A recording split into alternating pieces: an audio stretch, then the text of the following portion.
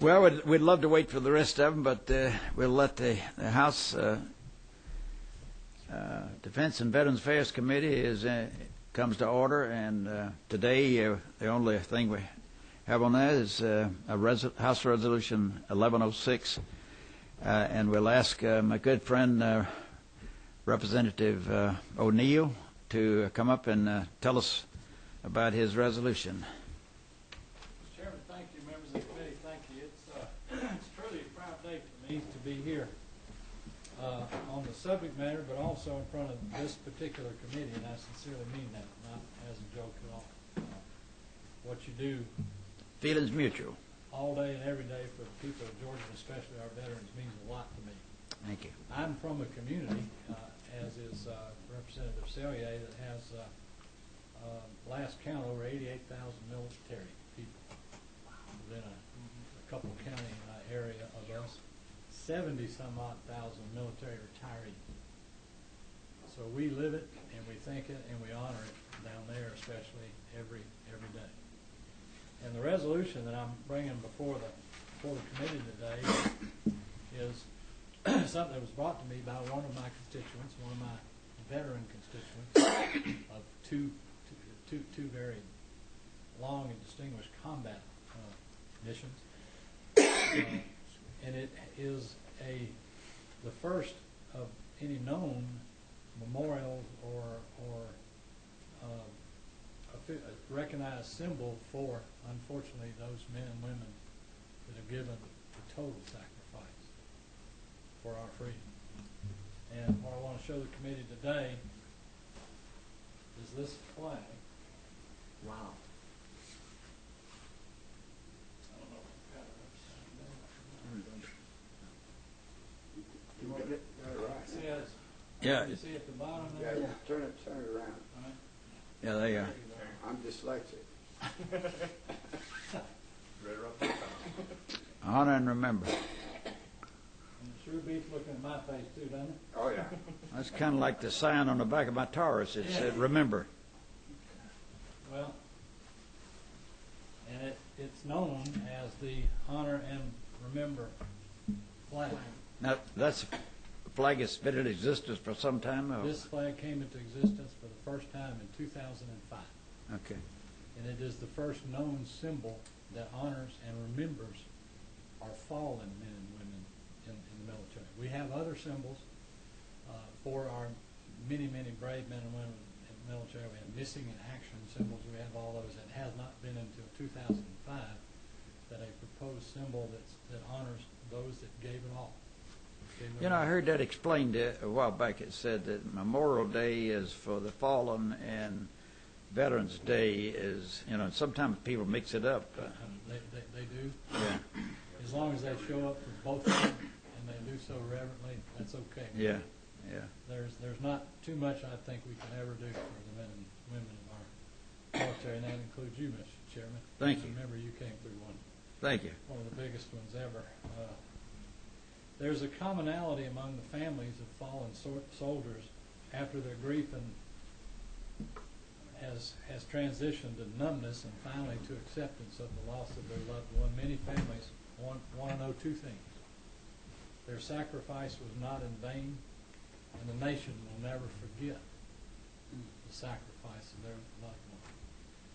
The resolution you have in front of you is simply an urging resolution that we would like this committee to pass on, where we can take this to the floor of the House and request then by vote of the House of Representatives, the clerk of the House, to urge the United States Congress to adopt this as the national honor and remember flag. And if you notice, there are many different colors on the flag. And we would not be the first state, unfortunately. I would have loved to have said we were the first state to do this resolution and this urging, but we're not. So I expect Congress has already had many requests. As a matter of fact, Pennsylvania sent it to the 111th Congress. But the red field on this flag, it's even hard to say, represents the blood spilled by the men and women guaranteed and delivered us the freedom that we enjoy every day, and did so willingly. The blue represents active service in military conflict. Blue there, around here. This symbol originated with World War I. But on this flag, it signifies service in all wars from the American Revolution to present day. The white border surrounding the gold star in the middle here signifies the ultimate sacrifice of a warrior in active service who will not return home. The gold reflects the value of the life that was given for our freedom. And then the folded flag, which have you seen an American flag at any ceremony, funeral ceremony? The folded flag then signifies the final tribute to an individual life that a family sacrificed and gave to our nation. And the flame in the middle of the flag is an eternal reminder of the spirit that has departed this life yet burns on in the memory of all who knew and loved our fallen hero. Mr. Chairman, members of the committee, I'm asking you all today to join with me in support the fact that we urge our United States Congress to consider the Honor and Remember flag as a judicial or as a United States symbol of our appreciation for all of our fallen comrades, men and women who served us in the military. I'm glad to try to answer any questions if the committee has any. Well, we really appreciate you bringing that to our attention and giving us the opportunity to consider such a resolution as this. I think at this time, see if there's any questions. You should have. Do you want to make a motion? It's either one. When appropriate, Mr. Chairman, I would like to make a motion, but before that, I would like to mention that I've been to many funerals in my life where people have lived a fruitful and long life, have passed on and been with the families, and with pride talk about their life and such. And until I got into the House, had I ever been to a funeral for a person who had died in action here in the wars within the last 3 years? I've been to about 12 of those, and I never get used to it. To see a 19, 20-year-old laid to rest with a family with small children, and yet the families in every one of those cases were so proud of his service, and in their grief, they all verbalize their pride. And so, Mr. Chairman, I support you 100% with that, and I move that we accept this and give it a due pass. Second by Mr. Collins. Any other comment? You ready? You want to make a comment? Just a comment, Mr. Chairman. Thank you so much for this. With this urgent resolution forwarding to Congress, if they were to approve of this, and which I hope they will, this means that in addition to the flag that's draped over the coffin, they would also receive this flag as well. I hope that will be the final determination Yes. by our Congress, but I don't know yet how they will decide to utilize this. That would be an amazing suggestion, and I would certainly be amenable to an amendment to the resolution that reflects that. And I would also be honored if the chairperson or any member of this committee would join me in sponsoring this resolution as we take it onto the floor of the House. And what was your comment? Would this be given what to... amendment you said? No. I was just asking, would this be given to the family member in addition to the one that's over the coffin at the service? As a former member of a funeral details, I buried many military individuals coming back from the war. And this brings my remembrance back to a movie I just saw called Taking Chance, military escort that brought the young man all the way back from Afghanistan. If that doesn't put things in perspective for you, you don't have a soul.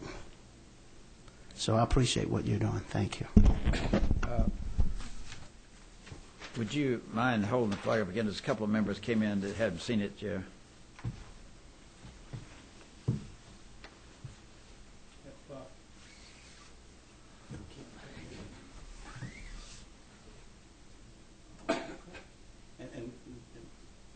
Go ahead and ask questions. Good afternoon, Mr. Chairman. And is this something that would be presented to the fallen soldiers' family upon return? The initial initiative is to ask the United States Congress to declare this the official symbol of our fallen men and women in the military. As far as the presentation at the funerals and so forth, I'm not sure it's gone that far. That might require an appropriation. There are private funds that are supporting it now, and a private foundation, whenever they're made aware of a fatality in the line of duty, a military soldier, they provide a flag. They always send it. Whether the Congress will decide that in the adoption of it. The resolution presented for the committee today is one to urge our Congress to adopt this as what will be the only symbol of our fallen military. We've got several other symbols for military. This came into existence as late as 2005. The colors on here are symbolic.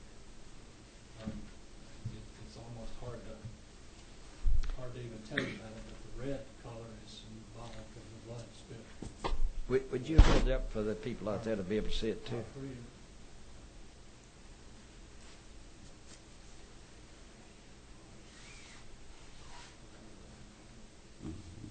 Thank you. I think this is worth saying again, that when the committee heard this before, the blue actually began in the military, and you probably know a lot more about this than I do. The blue represents active service in conflict, in military conflict. The symbol originated in World War I. But this one signifies service in all wars from the American Revolutionary War, the blue that you see in it here. The white border that surrounds the gold star recognizes the purity of sacrifice. There is no greater price an American can pay than to give his or her life in service to the country. The gold star signifies the ultimate sacrifice of a warrior, an active service who will not return home. Gold reflects the value of the life that was given.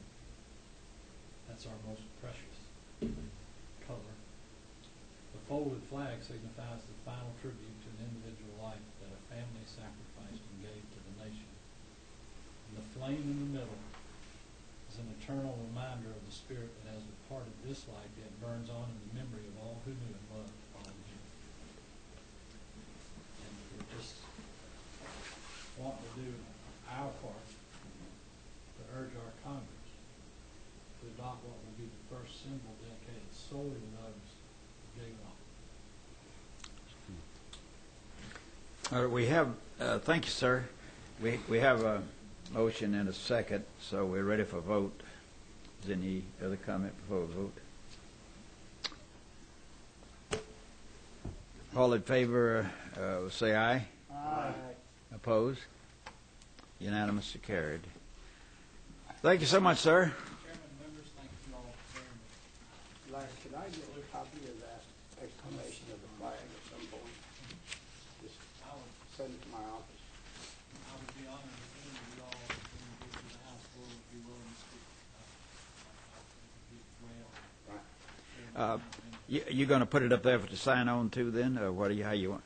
We'll be glad to sign on. We'd do it today if you want us to. I for sure want this committee on the top block. You want to? Remove my name. We'll take. No, we're not going to remove you. You've already got, we can sign on. There'll be 2 more people recognized on there. I think they'll list 4. I don't know. I guess if it's already printed, maybe they won't, but we'd be glad to sign on. I'm sure. Thank you. Thank you, sir.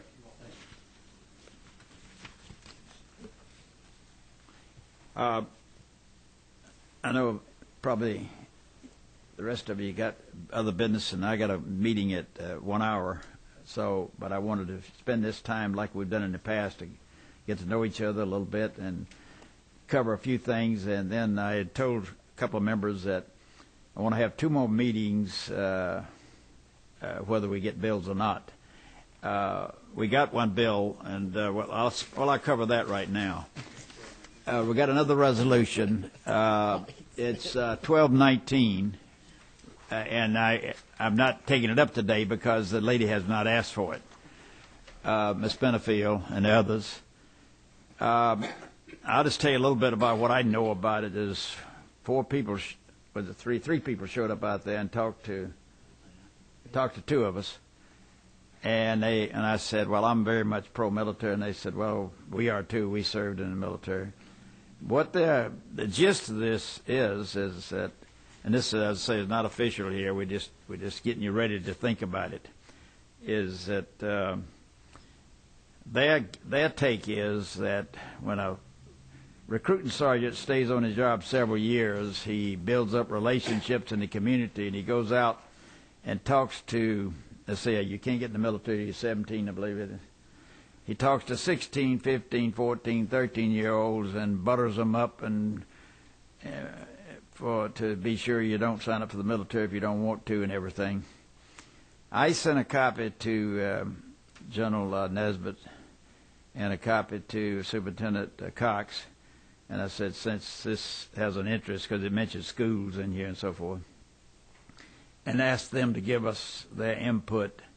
And if the bill comes before our committee, then to come over and testify on the. So I didn't. Just, if anybody wants to make any other comments on it, maybe you haven't had time to read it yet. Mr. Chairman, I actually had a conversation with one of the authors, as well as probably 2 of the same gentlemen you've had a conversation with.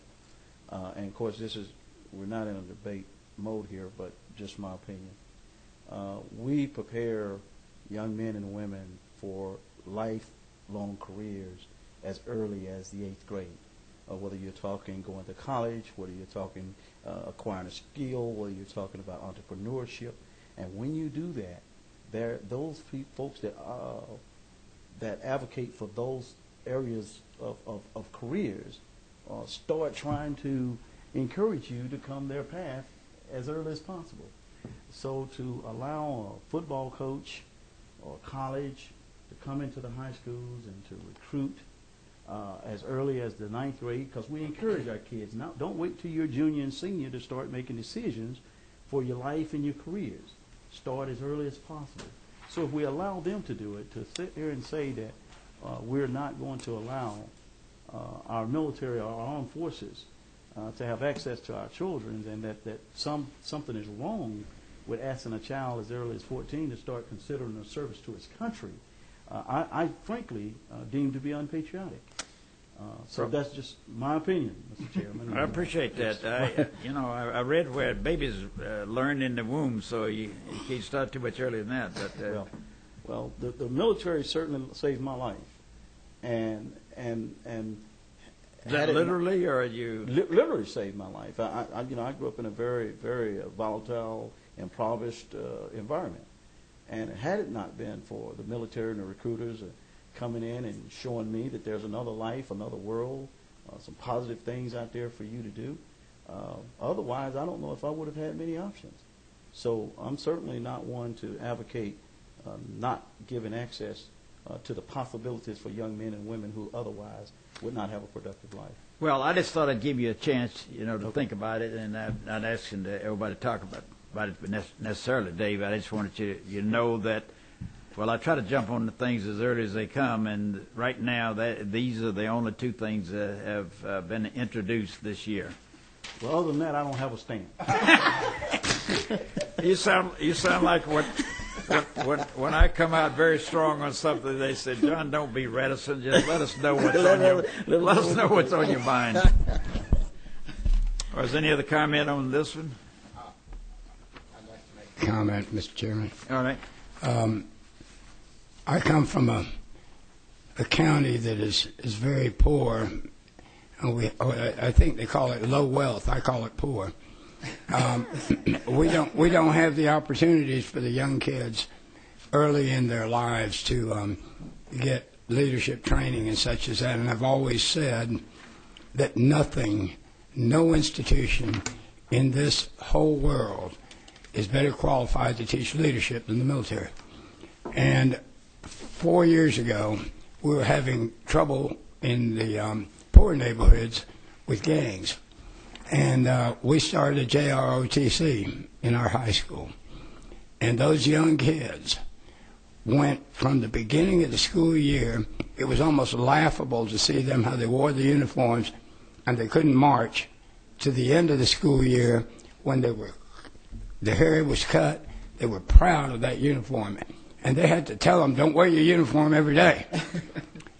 It brought pride and honor and responsibility and accountability to those young men. We've had it for 4 years now, and we've seen a great difference in the dropout rate of those girls and men and boys because of JROTC. And if this bill were to pass, that would put a death knell on that JROTC. And so I'm like Representative Lansing.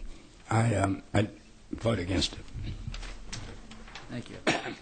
I got a few things I want to cover, and I'll put it on the corner of my desk if anybody wants to read further on it. And then after we do that, I'd like everybody to go around the table and say a few things, and so we get to know each other a little better. And anything you want to say. One thing I'm concerned about now. All of y'all are familiar with the Youth Challenge, I'm sure. Mm-hmm. What they've done on the budget, and we got some people called me who retired from National Guard, and I'm very much for them. I was a keynote speaker at one of their graduations in Macon. The whole city auditorium was full. A lady from Griffin, young lady from Griffin, sang the national anthem that day, and she was in my home the next week for me to recommend her to go to the military college in Millersville. And it was a touching story. She told me, I said, what happened to your life? Why are you down there? She said, well, I'm one of those dumb brats that thought my parents didn't know anything. And then she told about how she'd turned her life around by this youth challenge. And what they've done in this budget is they've cut out one brigade, I guess they call it. It's a brigade. Anyway, platoon, I believe. Yep. You know, they got it at Augusta. They got it down in South Georgia, and they've cut out one this year's budget. And then they say they're coming back through stimulus money. They call it Race to the Top. That's U.S. education money. So they say the money will be restored next year. And my friend down there asked me, said, well, what happened to those instructors in the meantime? You know, they going to be gone or going to hang around, or what do you do? When I asked the budget director, his only comment was, that's a military situation. You know, they'll handle it or whatever. But that's a crazy way to have a budget. But so if any of you want to talk to, let's say, who's the governor's military guy, that Walters or something like that? Anyway, if you want to talk to anybody and try to push this in any of the budget negotiations, I'm just fully sold on the program. And I realize the situation with worldwide recession and budgets cutting everywhere.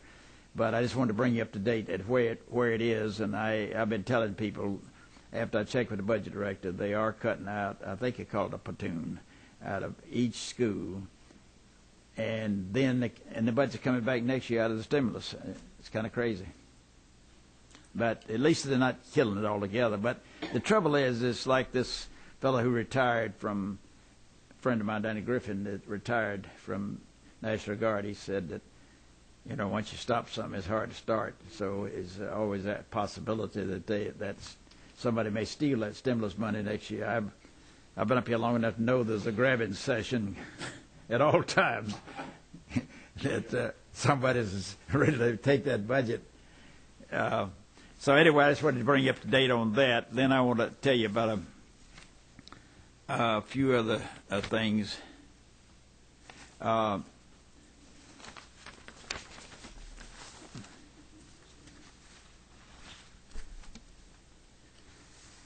Here's a communication I got from Jan Brown, Administrative Assistant, Georgia House Representative. She's said a constituent called Calvin Hill about Agent Orange. Y'all know anything about that?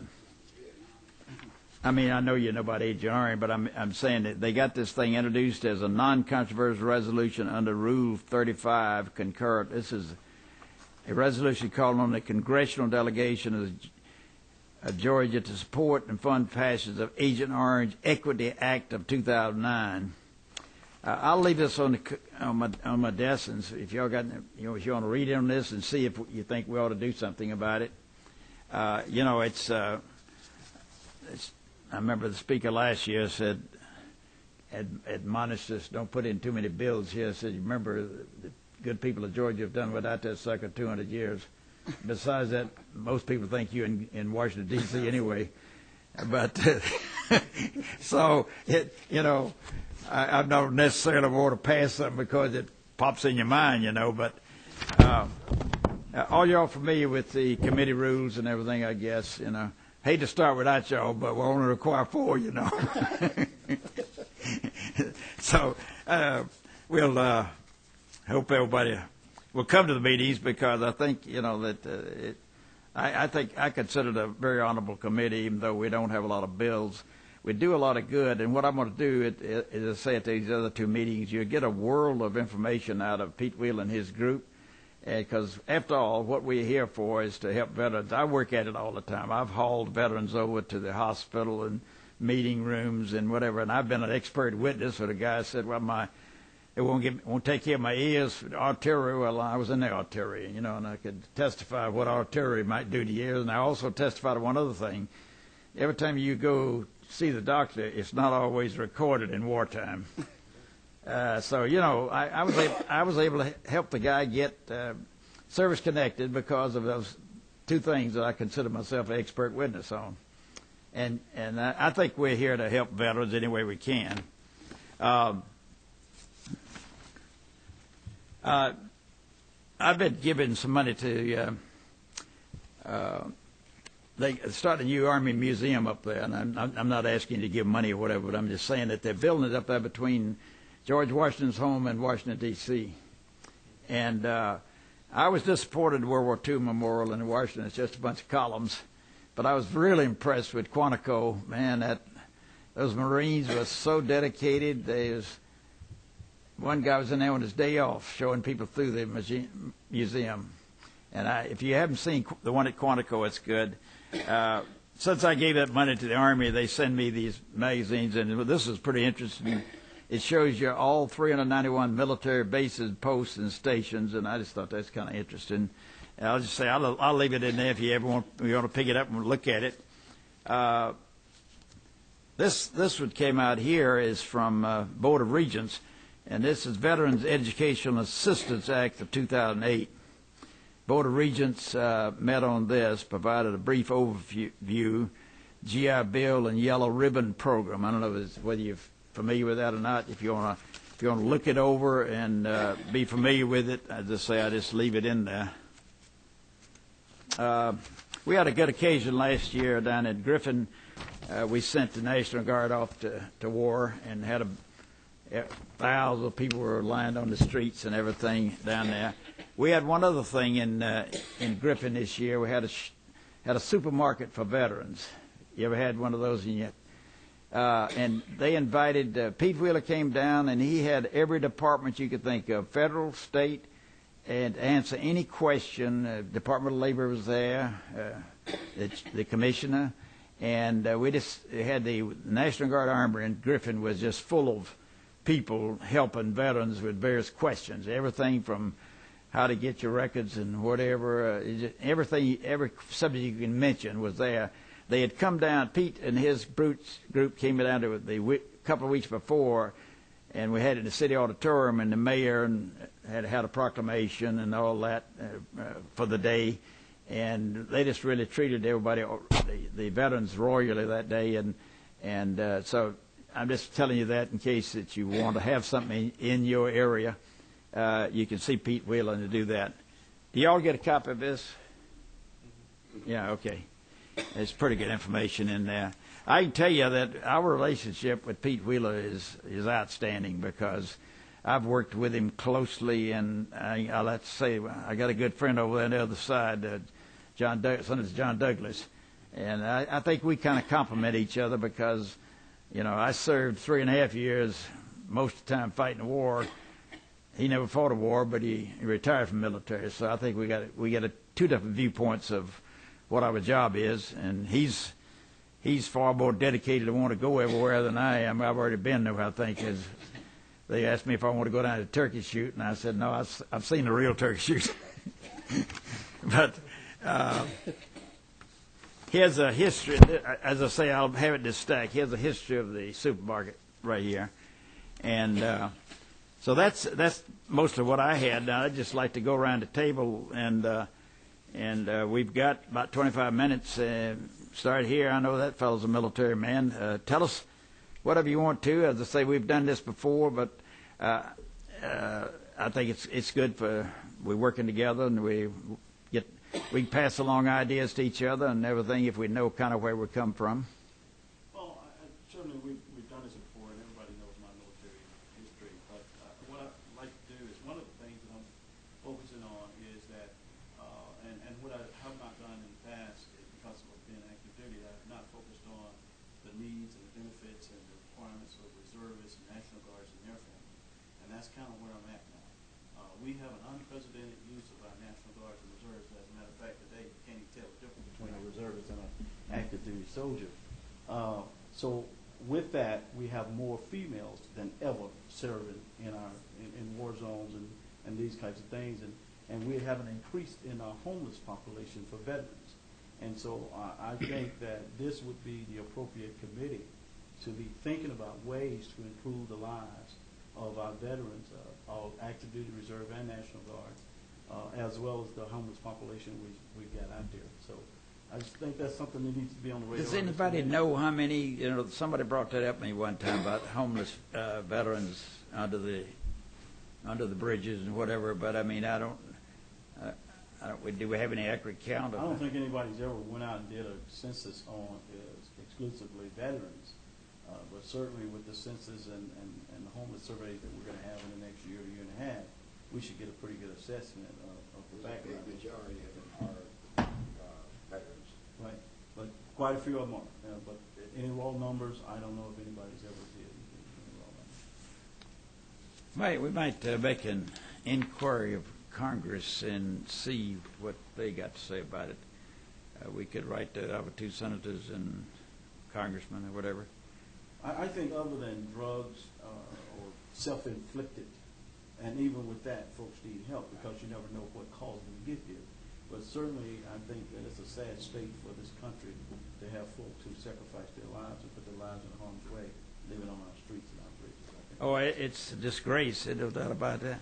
Well, I'm doing a crazy thing right now. People could probably say, what's wrong with you? But the last several years, I went into office helping everybody I could through the maze of government. I think I try to straighten out government all the time because we do a lot of things that don't necessarily help people in government.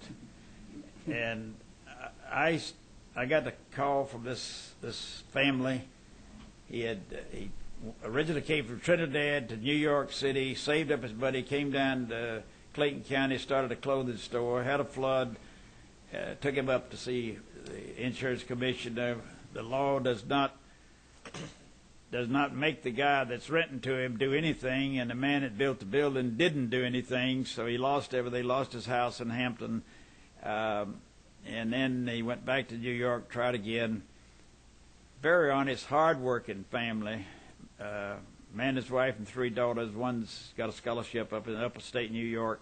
The 2 are here with him. So he came to me again. And if you never had your heart touched by 4 people and a cat living in a compact car, And I'm not saying this to brag on myself or anything. I don't know. I may be crazy for, as people think I'm crazy probably for doing it, because I didn't really know that much about the background. So they're living in my upstairs right now, and we're hunting for a job for the two of them, and put the two daughters in Griffin High and so forth. I'm just saying that a lot of things can be done sometimes for people if you just want to stretch out a little bit, And so I'd like to see more people do that. Well, I appreciate that. Yes, sir. Well, Mr. Chairman, I came here 6 years ago and asked for 3 committees, and this was one of them. Back then, the speaker was actually given freshmen in the minority party the committees they asked for somehow. So got 3 for 3. My military. Well, I hope you're glad you got on this one. Well, I am. I wanted to be on it. I have a military background. I was a regular Army officer for 4 years. Went to jump school, and I'm a lot older than I look. This is back during the Cold War. God bless you. Stopping the Red Army from coming through the Fulda Gap days. And you were in the Army, you're saying? I was in the Army. Yes. Okay. Got off of active duty after 4 years. Was in the reserves for a while, but that's been a while now. Okay. Thank you. And this fellow, we sent him off to war and we brought him back. And he's healthy. Yeah, and reported back and got here. This was a request of mine, and I wanted to come over here for this because I believe that there's so much in Georgia when you just look at not only our commitment of our 48th, but when you have 3 of the 4 major Army bases. Of course, I do bleed blue, Air Force blue, but I was in the Navy a little bit as well. It's something we've got to face. And you mentioned Yellow Ribbon Program, which is a issue that's going on among reservists and active duty right now about reintegration and things that are going on. We also have a major shift that's a large concern of mine is, it's sort of sneaking up on some, that within the next couple of years, as McPherson closes, Gillum closes, this area, we're going to be without, until the commissary gets built at Dobbins, we're going to be without a major issue for retirees in the Atlanta area dealing with commissary and exchange, and of course medical's been always an issue so I think those are just things that I'm hoping that from not only working in conjunction with our federal partners, but especially with our Guard and elements, is to say we've got a lot to do in this area to help people. So we sent a few years ago when they announced the closing of the 2 bases. We sent letters off to Congress at that time and urged them to, do something about it. And I was glad to see in the paper the other day that they are going to do this at Dobbin. Yep. The commissary, I think, is going to be in the next couple of hopefully the next 18 months or so. Well, the closest one otherwise would be Warner Robins and Columbus, I guess, Fort Benning. And for North Georgia, you're sort of, north of Atlanta, you're really stuck because Athens is still quasi-open, but it'd be Augusta. Yeah. For North Georgia or down south. So I'm glad to be here. Thank you.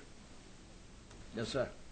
Well, I'm on this committee because I live in Middle Georgia, and as Chairman O'Neill said, we got somewhat 40,000 military down there, and most of my constituents, about 18% of my constituents in my home county work at Robins Air Force Base.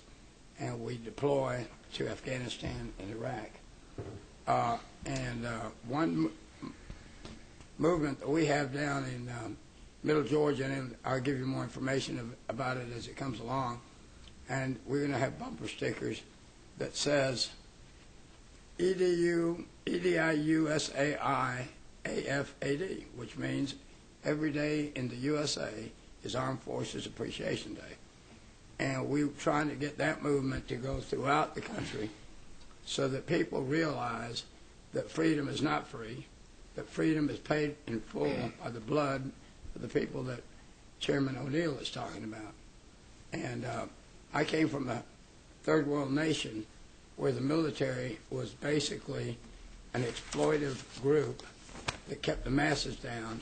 And we've got a military who is a civilly run organization that keeps the country free.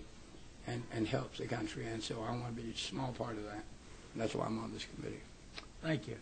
It's been a pleasure serving with you. So, Mr. Let's see, what's your next job? I forgot now. Melvin Everson, 23 years military, combination of active duty and reserve, and honorably served with that gentleman's father back there down in Tifton, Georgia, Mr. Bell there. I give your father my regards. I hope he's doing well up in North Carolina. And I'm here to assist veterans in whatever way I can to make their lives much better while they're on duty and after they have retired from service, and even those that have given the ultimate sacrifice. Because having served on funeral details, it is never easy to see a comrade fall and placed in their final resting place. There's nothing you can say or do to that family to ease the pain. But the more we can do to show them that we really appreciate their service and sacrifice, I think we should take that to heart and do all that we can. I'm happy to serve. Thank you. Mr. Ramsey did me a big favor one time. He invited me over to Falcon Field, where you get to see all the vintage aircraft every time or two a year over there, you know, and let me speak to the veterans group over there. And it was real funny. I looked out in the yard there, and I saw one guy in a Nazi uniform, and I said, golly, I thought we shot all of them. But he was just playing Army like the rest of them, you know. Go ahead, my good friend. Well, Mr. Chairman, I every time I get to speak with you publicly, I make this comment. I'm going to use this opportunity to say it again. I get to see in action, because we share a county and our districts adjoin each other. I get to see you in action maybe more than any member of the House and Senate. And I never cease to be amazed at your commitment to our military community. You don't just talk it, you live it. And I am just honored to serve on this committee under your leadership, and look forward to playing whatever small part I can as we seek to do good for Georgia's military community. So, thank you. Do you have in the military in your immediate family? I have had a family member fight in every major American conflict going back to the Civil War, and probably traced it back further, go further back than that. But I've had a dad fighting in Vietnam, two granddads fight in Korea in World War II. I had a great grandfather killed in World War I. So I never served, but it has been impressed upon me from a young age the need to appreciate and honor what our brave men and women in uniform do for us and our way of life here in the United States. Well, thank you. Thank you. Well, I enjoy serving with you. You're a real asset. And some people gripe about having several counties, but I'm proud to spread my wealth around. I guess at Henry, Spalding, and Fayette County, all three fine people, and you get to know a lot of people, and you get to serve a lot of people, and so it's we don't know what will happen in the next census, of course, but it's good. I'm a member of the so-called greatest generation, but I don't look at it that way. As I said, at least we knew where the front lines were most of the time, and I feel for people like Doug and everything when you look out there and say, well, it's hard to. I purposely went to Alabama rather than California when it came my time to leave officer candidate school.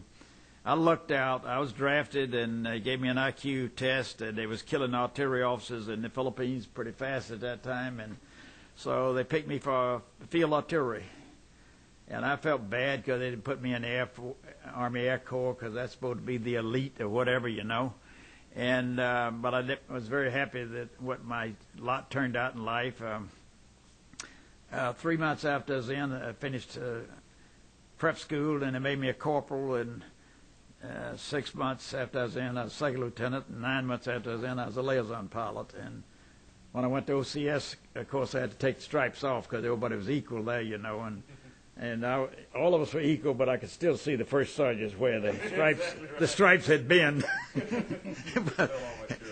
but anyway, so that I was trained as a liaison pilot and went through all the training and Tennessee maneuvers and all that stuff, and then went overseas and I flew across the English Channel on D+30, and my outfit, 35th Infantry Division, was was going across on boats while I was flying across. And we had very little territory when we got over there, but we adjusted artillery on the Germans all the way across Europe. And I had a lot of escapades. I don't know whether some of you may have heard the one I tell most often is, and y'all can go in my office and look at my museums on the wall there. There's a Piper Cub there, not mine, but it's one that's just like mine. 45J was mine. And we had 10 Piper Cubs in a 35th Infantry Division, 15,000 men. It's Kansas, Missouri, Nebraska National Guard, Harry Truman's old outfit in World War I. And the Piper Cub was the best plane in the world for that kind of duty if you had air superiority, which we did have. I was only attacked one time by a Messerschmitt. Most of the time when you saw a German plane, there'd be four P-47s chasing him. And then one time I was attacked by anti-aircraft. They followed me all the ground, but fortunately the effect goes this way. And then one time a sniper had me in his bead, and I looked down and hit the stick and missed him. Most famous one, I guess, is I tell we were at the Battle of the Bulge, and we had a German tank, 80-ton tank, so close to the front lines they wouldn't let me shoot artillery, afraid of getting a short. And so me and my observer, he was holding up the whole Third Army advance, and Bastogne was about 2 miles ahead. We were supposed to break in there and relieve the 101st Airborne, which I had a little fun out of General Petraeus the other day. I was invited over to Georgia Tech to meet him and listen to him speak. And he's got more fruit salad on his chest than General MacArthur. And so when it come my time to talk to him, I said, well, General, I hate to tell you, so I knew he had one time commanded the 101st Airborne. I hate to tell you, but my 35th Infantry Division had to go in and relieve y'all at Bastogne. He said, it's hard for me to believe we ever needed any relief. And I said, well, when we got into town, y'all didn't have any supplies. But anyway, he's a great general, and I admire him. And so anyway, we put this 5-gallon can of gasoline on the wing strut, and the wind was high, and my observer dropped it, and it just missed. But the tank driver thought it was an artillery dude, I guess. He backed up, then they let me shoot artillery, and we got a round on him and blew his track off, and a couple of days later we were in Bastogne. Now, I should have got the Silver Star for that, don't you think? Yeah. But I forgot to take my PR people with me that day.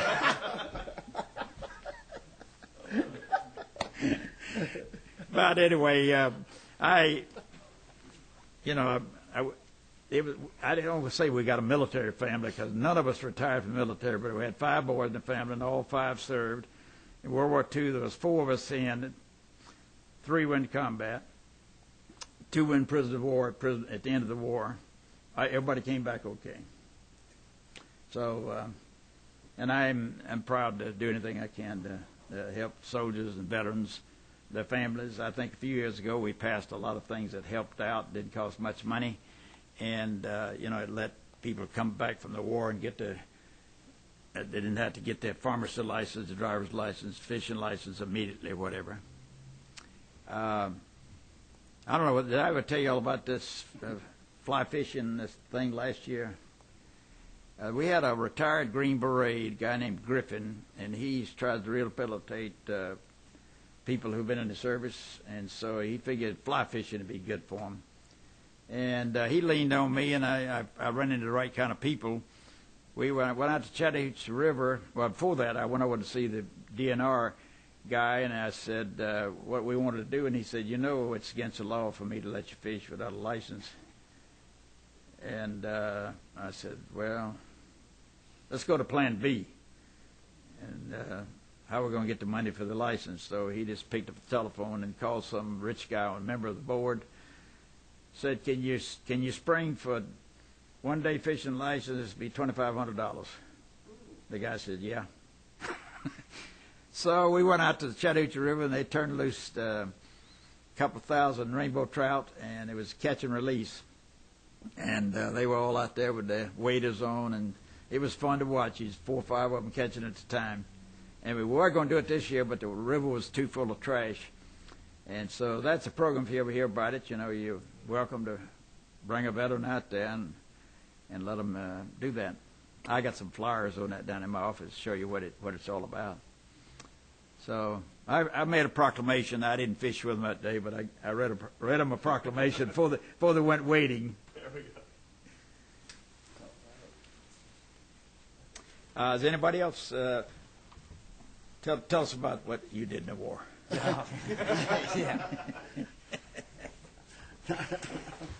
Or how about your young lady back there? Was she in the war? Yeah, I don't think so. Anybody got anything else? Look forward to the next time, and as I say, we'll try to have those two meetings so we can rehash our relationship with Pete Wheel and his folks, and with the generals. And has anybody else got any other thoughts you want us to do? I thought it'd be good. Do it early so before we get busy with a lot of other stuff. And it's I'd love to get an update from, and I know we've had some offline, but update on the 48th will be coming back in within the next 90 to 100 days. So I'd love to see Joe Nesbitt or maybe the others to come in and give us an update. Let me tell you one other experience I had. You know this General Kuklo? Y'all read about him in the paper the other day where the people was pregnant and he was going to punish them or whatever? Anyway, he came to the house, and we honored him last year, I guess. And he invited me down to his headquarters, Stewart. And I haven't been able to go down there, but he calls the third division. He's leads the 3rd Division. And that was a fighting outfit in World War II with me. But when he shake hands with you and give you the emblem, it says Rock of the Marne, World War I. And they stood like a rock at the Marne River, as you remember. But he said they had one brigade with him down there, and one at Fort Benning, and one fighting the war. But he called it Georgia's division. He was emphasized that and everything. But it was kind of funny. I read the paper the other day where the pregnant ladies, and he put the pregnant men in with them. The one that made them pregnant. I thought that was kind of interesting story. But anyway, he's a friend, and if you ever go down to Stewart or something, touch base with people like that. How many of you been to the Infantry Museum? Oh, I was over there the day they opened it, and General Powell made the main speech, and the paratroopers took the hillside and came down the rope. And all that good stuff, and it put on quite a show over there. But somebody was getting up a bunch the other day to go over there, but. Anyway, it was a real experience that day. All right, we adjourned. If anybody wishes to sign.